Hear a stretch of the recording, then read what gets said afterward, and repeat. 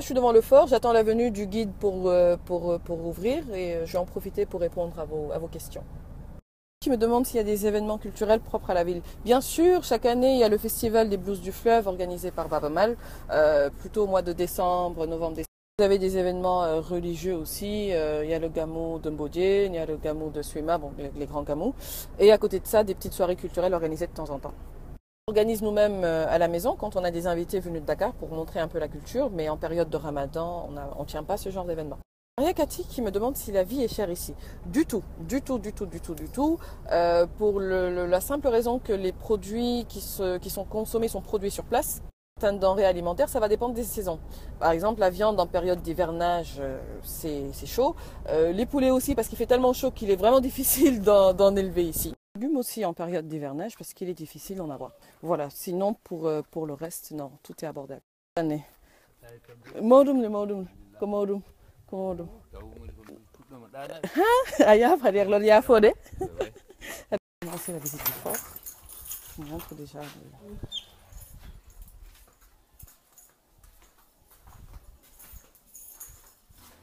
Le financement a été fait par l'ambassade de France, donc le fort a été restauré.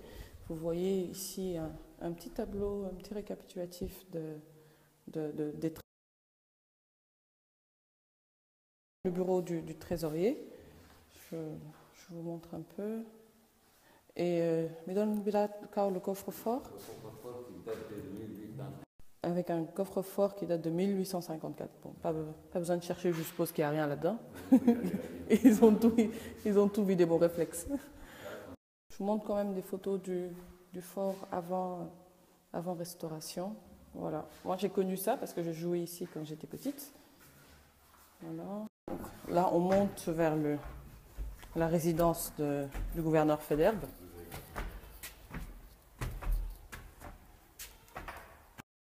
Là, on est dans la salle à manger du gouverneur, enfin l'ancienne salle à manger du gouverneur Faidherbe. Une photo de Napoléon III. Hein. On était chez les Français aussi. Voilà.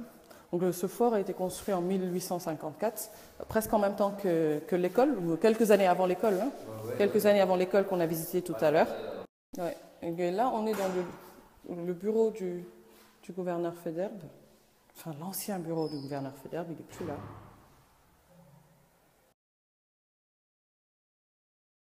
Un plan de la ville.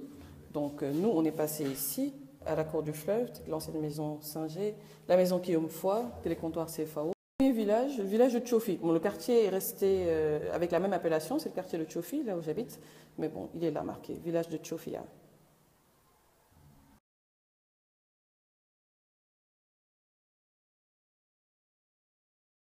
Dans la chambre à coucher du gouverneur, avec les malles à l'ancienne, et son lit, qui est d'origine, qu'on a laissé en état.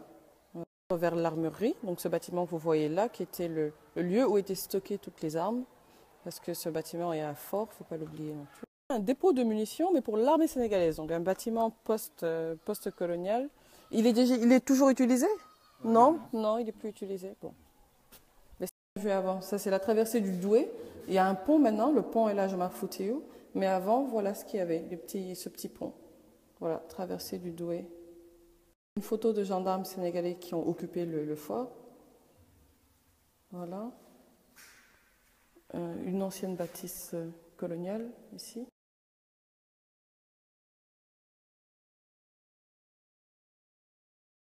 Un peu d'histoire. Je vous ai fait 2 photos de Faidherbe et de l'annexion de la zone.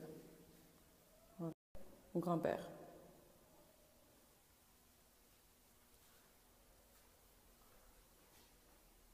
Alors, photo de Seydou Nourou. Voilà. Oui, avec le matériel de Omar Ly, le célèbre photographe de Tchofi décédé il y a quelques mois, Omar Ly avec sa caisse noire. Il y a plusieurs photographies de Omar Ly. Photographie du Bouel Mogdad, qui vous parlait du Bouel Mogdad tout à l'heure, le bateau de croisière. Il est là. Il n'a pas changé, il est encore en état. Aouloub et Guédé. Aouloub sont des griottes traditionnelles, en tenue traditionnelle. Voilà une femme mauve. Près d'une jeune mariée, Halpolar, en tenue traditionnelle aussi. C'est une délégation du gouverneur.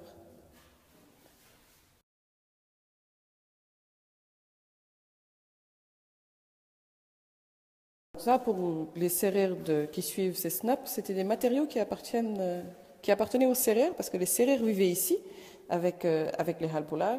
Ce sont des objets qui appartenaient aux serrères qui les ont enfouis sous terre avant de quitter la ville et qu'on a retrouvés. Il y avait aussi de l'or, mais bon, vous imaginez bien que ce n'est pas ici. Et donc les serrères ont quitté la ville avec l'apparition de l'islam. Donc quand je vous traite de tchèdo, là, faut pas vous fâcher. Voilà.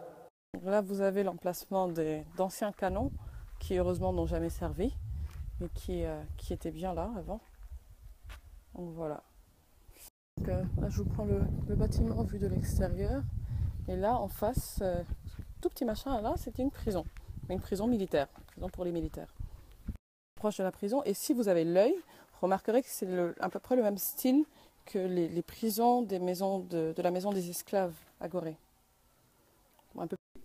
Ah ouais, rikiki. Hein. Là, il ne fallait pas faire le fou ici. Voilà. Toute minuscule prison.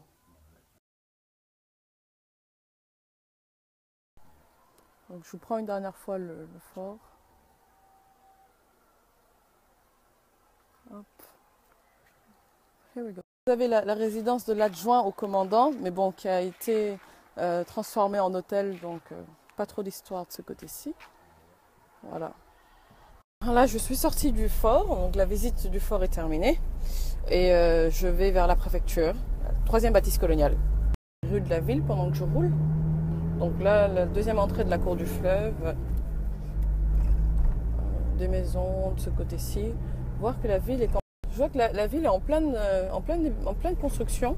Tout le monde construit un peu partout, ça fait plaisir. La ville se modernise. Donc voilà. Deuxième école, l'école Hamad Ba. Il y en a une troisième, Baba Dikel, que j'ai dépassée tout à l'heure. Voilà. Autre coin que j'aime beaucoup, c'est toujours le fleuve qui continue. Là-bas. Là, vous avez la place du capitaine Mahmoud Lamine, qui a été emménagée il n'y a pas longtemps. Et de ce côté-ci, le gros bâtiment, là, c'est la préfecture. Le poste de santé. La maison Sonatel, il ne faut pas la rate, bien sûr. Là, devant, vous avez un lycée. Vous avez le lycée moderne de Podor. Vous voyez les lycéens en pleine sortie de cours. Je suis carrément sortie de la ville. Hein. Je suis à la sortie. Et voilà ce que je voulais vous montrer. Circuit de la Morphile. Bon, je ne vais pas y aller. Mais c'est le circuit maintenant Halwar, Mboyo, Dar Halaybe. Halwar, la ville sainte où est né Alhaji Omar Foutiyou, à 80 km environ. Vous voulez 80 km. Là, au loin, un éleveur de moutons avec son troupeau. Quelqu'un qui me demandait des vaches. Bon, pour le moment, j'ai vu des moutons, donc peut-être tout à l'heure. Il y aura les vaches. Là, je reviens sur mes pas, là, assez vadrouillé. Je vais me poser 2 secondes et répondre à vos questions. Mais moi, tu as tout gallo. Wallah, ana la malika du comme ma hayda madda montage hayo chéri numéro 1 tekki mam tekki fay no kontaan madda chéri asel jam tan alhamdulillah modum ni ebenton hew har wala khawl il est malade, il me parle de drépano, tripano. Je souhaiterais savoir s'il y a des universités dans la zone. Malheureusement, non. L'université se trouve à Saint-Louis, c'est l'université Gaston Berger. Mais, l'université numérique, un nouveau programme mis en place par le ministère de l'enseignement supérieur. Donc ça va démarrer d'ici 2017, je crois. Et ce sera à Podor. Alors, il y a Pet qui me demande ce qui m'a motivé à faire la ville de Podor.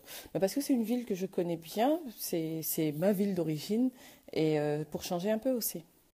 Il y a plein de gens qui me demandent combien de degrés il fait, donc je vais vous montrer tout de suite. Halte pour remercier, il y a plein de gens qui envoient des messages assez gentils et encourageants, donc merci.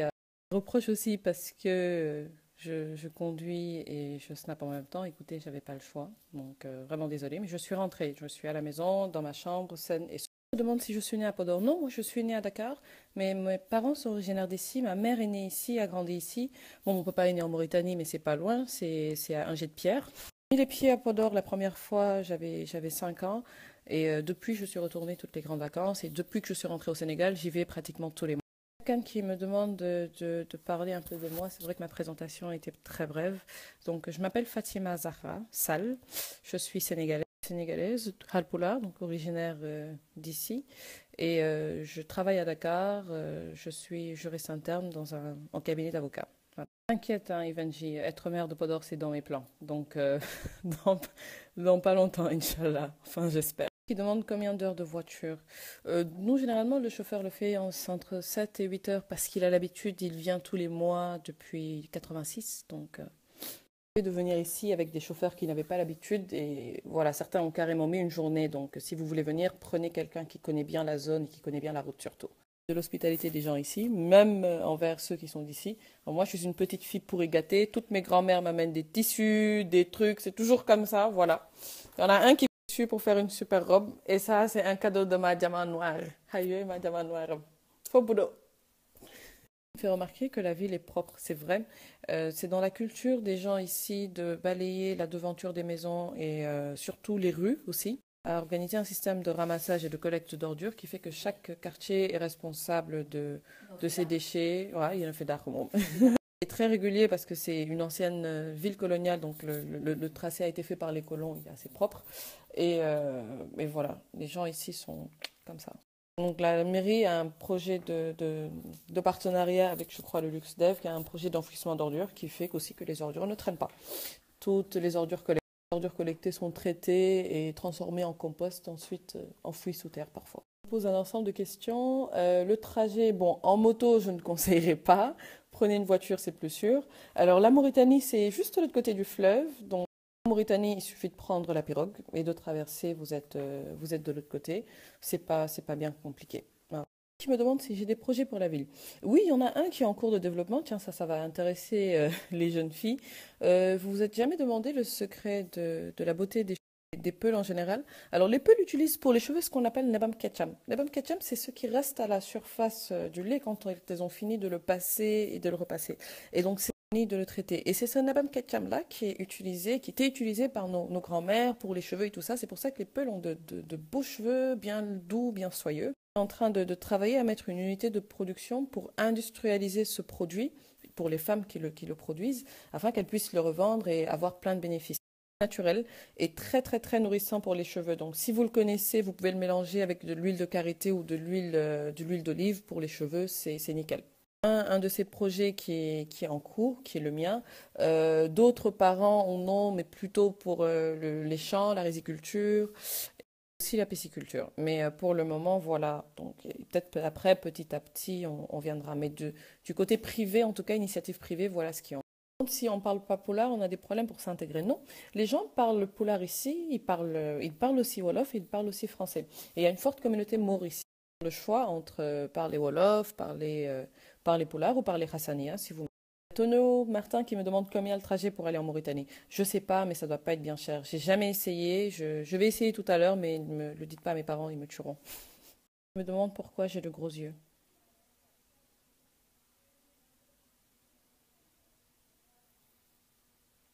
Voilà. Mariam me demande si le produit est commercialisé. Pas encore, parce qu'il n'est pas encore industrialisé, il n'est pas encore disponible, mais quand ce sera fait, je ne manquerai pas de vous prévenir. Je me fais chasse ici parce que je conduis et je snap en même temps, donc punition, je publie un message de sensibilisation envers. Moi, ne faites pas comme moi, ne faites pas comme moi, on ne snap pas au volant, on ne snap pas au volant, on ne snap pas au volant. Voilà. Désolée. Des conseils pour s'en sortir en droit. Courage et persévérance. Il faut beaucoup de courage, mais aucune étude n'est facile. Tout est question de courage et de persévérance. Il faut être à jour aussi et il faut savoir développer un esprit critique, savoir lire, analyser, comprendre des textes, savoir les commenter, l'essentiel du droit quand on apprend.